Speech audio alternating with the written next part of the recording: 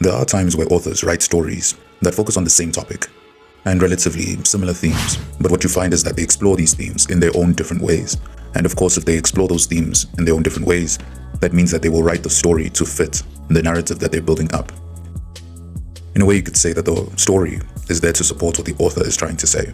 So an example of this would be the concept of superheroes and villains, where in some media, the villains will be pure evil, irredeemable, they are the worst, and therefore they should be killed mercilessly.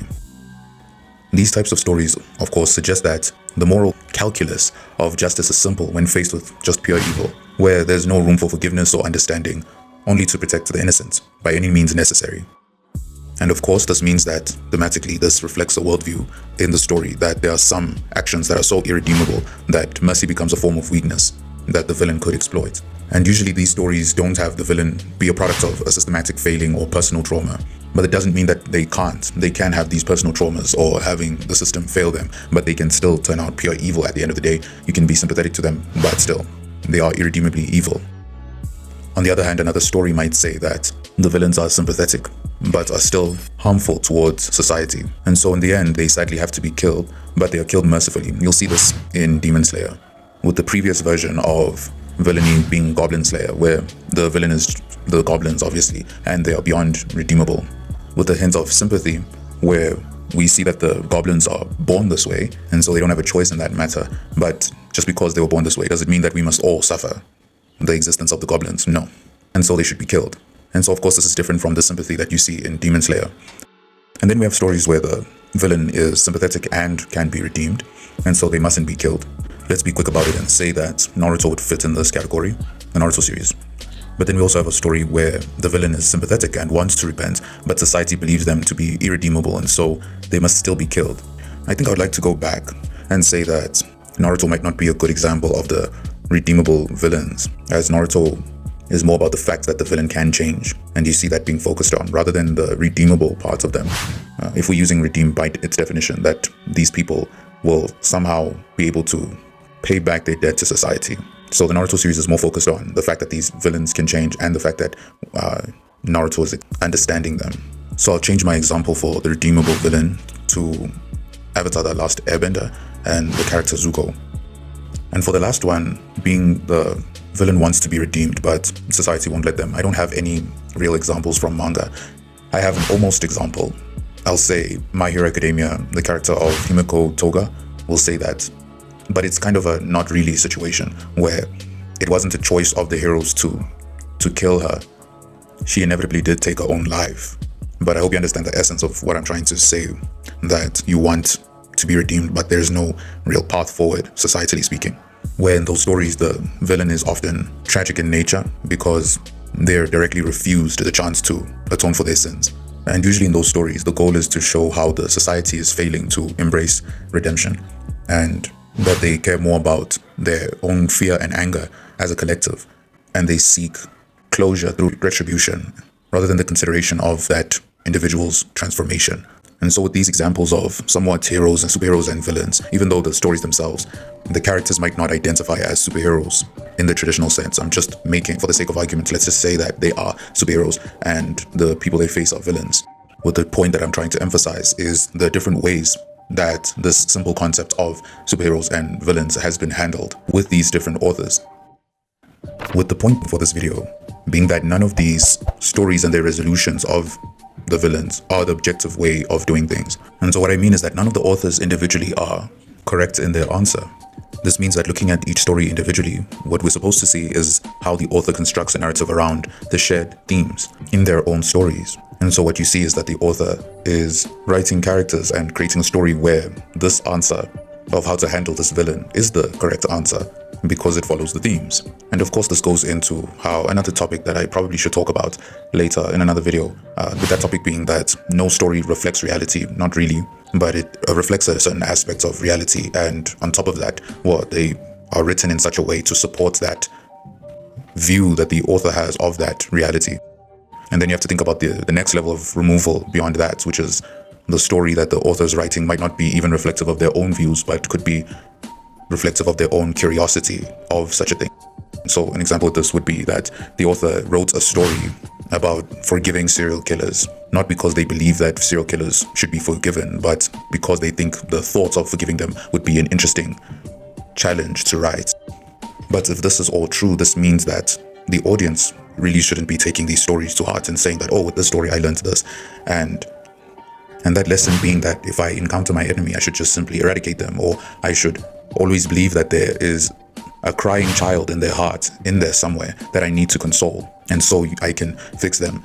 No, the lesson that the readers should take away is to read and consume all this media, all these different types of stories on these certain subjects. And the takeaway should be that they understand the moral complexities of the concept of justice in our real world, because the real world is not a story, so to speak. We have all these types of villains, so to speak, in the real world when it comes to our criminals. And each of these stories simply reflect and represent one of these types of villains, not even a group of them. And beyond real-life lessons, this also can inform us on how to consume stories in a general sense, where we are not looking at the author to be reflecting reality, where we're not looking at the story to be the end-all be-all answer of this question, but to be about the story itself and how it executes this concept and what you can learn from it. And by not looking at a story as a fundamental teacher of morality, we're able to appreciate these individual stories more. And so what am I practically talking about? So if I were to make an example, imagine, let's use a famous one. So let's look at DC and look at the characters of, or DC and Marvel rather, let's look at the characters of the Punisher and Batman. The Punisher kills his villains and the Batman simply doesn't kill his villains. And so there's a lot of reasons in the real world why that could be the case. And that could be for money reasons, and so we can't kill Batman villains. We want to see the Joker again, all of that. But both stories have their own reason for doing what they're doing.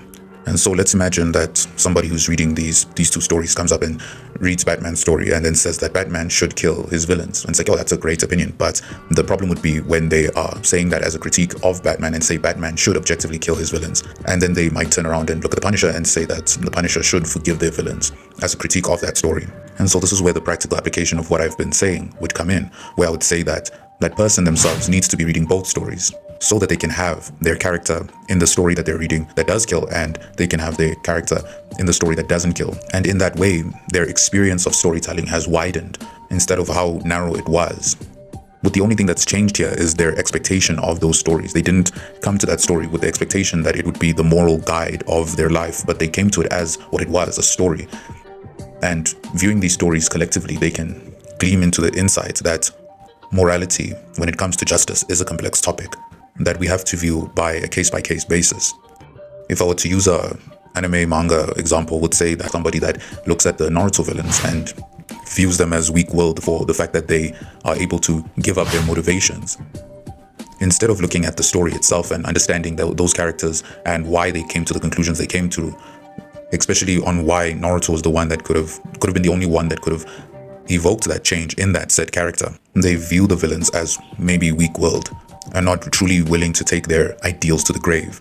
While on the other hand, in One Piece, the villains are willing to take their ideals to the grave to a certain degree. Like they don't really give up on their ideals. I'll make an example of beginning of One Piece, Don Krieg, where even when he was objectively beaten by Luffy, he still rose in his unconscious madness, where he was spouting that, oh, I don't take it. I will not take this loss. I will continue to fight, to the point that his own crew had to drag him away. That can be an example of a villain that has a strong will, but that's because the One Piece world is built on the concept of will. It's in its themes, and so it's not something that these characters should let go of so easily. And so what I've highlighted with both Naruto and One Piece is the fact that there are story and narrative reasons as to why the villains act the way that they do. And it's actually factually might not be possible to say which version of approach is better or worse, because that all depends on the internal logic and the themes of that said story.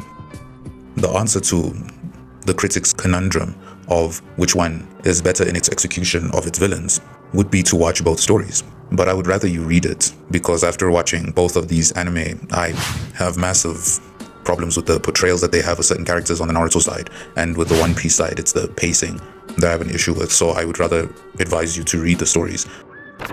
In the end, the fully simplified version of this video would be to understand that each story is being written by somebody who has their own views, and perhaps those views are not their own, but they're just simply trying to explore different views, and therefore we shouldn't be looking at stories as the dictative of morality or anything of that nature. But we're supposed to be viewing stories from a step back and seeing them all collectively, consuming all of them as much as we can, and then deriving answers from that experience of collecting the different stories, and then stretching that across also to criticism of said stories. And that is to say, not to criticize a story for not essentially being another story, but to try to understand each story and understand why they are the way that they are, and appreciating them for what they are. This is rambling time again. So how did you like this video? I was trying to make it feel more conversational. So what I mean by that is it feels more like I'm talking to you and not writing an essay. So I want to know, is that disorientating, or does it feel more natural, or do you just want things to sound more like an essay in a general sense? And also overall, how did you feel about this video and its topic? Do you have a point of contention? If you do, please write it down in the comments. And with that, I'll see you next time.